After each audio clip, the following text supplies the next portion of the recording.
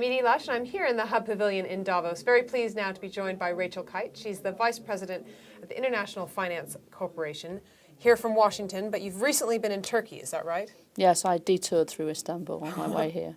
Tell me a little bit about why you're in Davos, or what you think should be being discussed in Davos.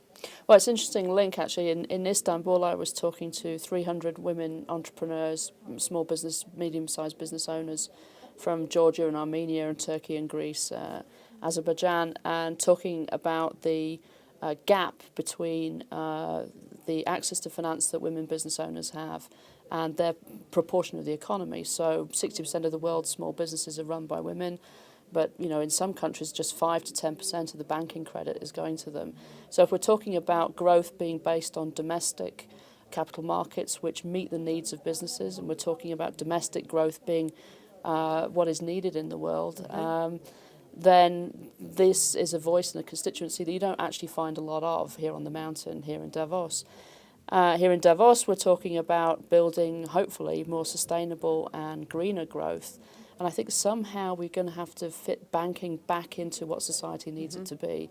So the banks are going to have to start talking about what does business need from us, and that's a range of responsible financial products which serve both communities but also the sustainability needs that we have. And it's interesting that you mentioned women, because all we know from the surveys that have come out from Accenture, from McKinsey, is that when you put women on boards, when you put women in kind of 50% ownership of a company or more, you actually get better growth and you get better performance. So why haven't we seen a rush to finance women-owned businesses? No, it's extraordinary, actually, because the evidence is now going back decades and led to the very early moves in some European countries to put quotas for women on corporate boards.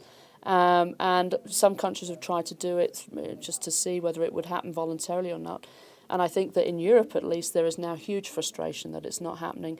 And it's not because it's a nice to have, it's a need to have. Women on boards, diversity on boards gives you better non-financial risk returns. These are better run businesses, a different appreciation of risk. And so you now have people like Christine Lagarde, the Minister of Finance in France, calling for a 30% quota for women on boards across Europe. Take that to women-owned businesses. We know a lot in microfinance. Micro entrepreneurs who are women pay back better. Well, actually, the evidence is that small business and medium-sized business owners who are women pay back better too. They grow their businesses more slowly. They use less equity to grow their business. Often they depend on family to grow the business, but they actually grow them in a very sensible way. I mean, surely that's part of the economy we all need at the moment. Rachel, it's an issue that's very dear to my heart, so I really thank you for coming into the Hub Pavilion here in Davos to have a little chat, and I'm Edie Lush.